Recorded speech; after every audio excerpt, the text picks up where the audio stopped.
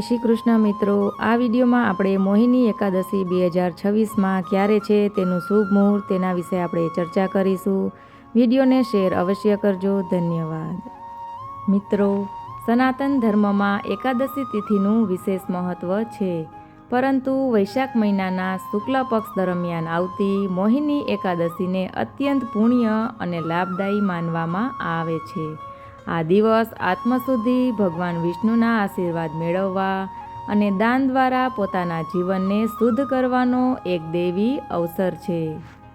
2026માં મોહિની Ekadashi 26 April 2026ના રોજ સાંજે 6:06 વાગ્યે શરૂ થશે અને 27 એપ્રિલ 2026ના રોજ સાંજે 6:15 વાગ્યે સમાપ્ત થશે.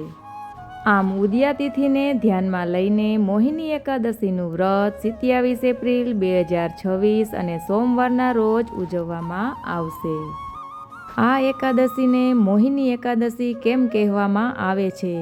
સમુદ્ર મંથન વખતે જ્યારે તેમાંથી અમૃત કળશ નીકળ્યો ત્યારે દાનવો અને દેવતાઓ વચ્ચે ભયંકર યુદ્ધ થયું.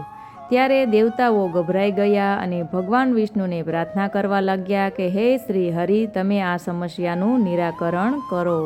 ત્યારે ભગવાન વિષ્ણુએ મોહિની રૂપ ધારણ કર્યું, એટલે કે એક સુંદર સ્ત્રીનો વેશ ધારણ કર્યો. આવું મનમોહક સ્વરૂપ જોઈને રાક્ષસો મંત્રમુગ્ધ થઈ ગયા. પોતાના ભ્રમનો ઉપયોગ કરીને ભગવાને રાક્ષસોને મોહિત કર્યા અને દેવતાઓને અમૃત આપ્યું. આમ દેવતાઓએ અમૃત પીને અમર તત્વ પ્રાપ્ત કર્યું. એવું માનવામાં આવે છે કે ભગવાન વિષ્ણુએ આ એકાદશી પર મોહિની સ્વરૂપ ધારણ કર્યું હતું. આ કારણોસર આ પવિત્ર તિથિને મોહિની એકાદશી કહેવામાં આવે છે. અને મોહિની એકાદશીનું ધાર્મિક મહત્ત્વ જોઈએ તો ભગવાન કૃષ્ણે પોતે ધર્મરાજ યુધિષ્ઠિરને મોહિની એકાદશીનું મહત્ત્વ સમજાવ્યું હતું. શાસ્ત્રો અનુસાર આ દિવસે યોગ્ય રીતે વ્રત રાખવાથી અનેક યજ્ઞો કર્યા જેટલું પુણ્ય ફળ મળે છે. કહેવાય છે કે આ એકાદશી પર વ્રત રાખવાથી જીવનના દુઃખ અને કષ્ટ દૂર થાય છે, મનની અશુદ્ધિઓ દૂર થાય છે, પાપોથી મુક્તિ મળે છે, પરિવારમાં સુખ, શાંતિ અને સમૃદ્ધિ આવે છે, મૃત્યુ પછી મોક્ષ પ્રાપ્ત થાય છે.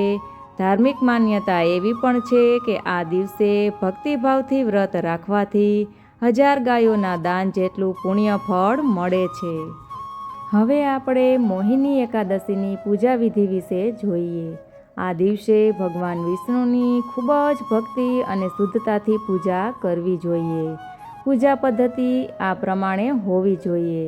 બ્રહ્મ મુહૂર્ત દરમિયાન સવારે વહેલું ઉઠવું, સ્નાન કરી સ્વચ્છ પીળા અથવા હળવા રંગના કપડાં પહેરવા, ઉપવાસ રાખવાનું વ્રત લેવું, લાકડાના પાટલા કે બાજોઠ પર પીળું કે લાલ કપડું પાથરવું, તેના પર ભગવાન વિષ્ણુ અથવા શ્રી હરિનારાયણનું ચિત્ર અથવા મૂર્તિ મૂકવી, પંચામૃતથી અભિષેક કરવો, ધૂપ, દીવો અને કપૂર પ્રગટાવવા, ભગવાનને તુલસીના પાન અર્પણ કરવા, પીળા ફૂલો, ફળો અને મીઠાઈઓ અર્પણ કરવી, ઓમ નમો ભગવતે વાસુદેવાય મંત્રનો જાપ કરવો, વિષ્ણુ સહસ્ત્ર નામનો પાઠ કરવો, અંતમાં આરતી કરવી અને પ્રસાદનું વિતરણ કરવું. પૂજા પછી ભગવાનને નમન કરી અને પરિવારના સુખ, સમૃદ્ધિ અને સુખાકારી માટે પ્રાર્થના કરવી. દાન પુણ્ય વિશે વાત કરીએ તો એકાદશી પર દાનનું ખૂબ જ મહત્ત્વ છે.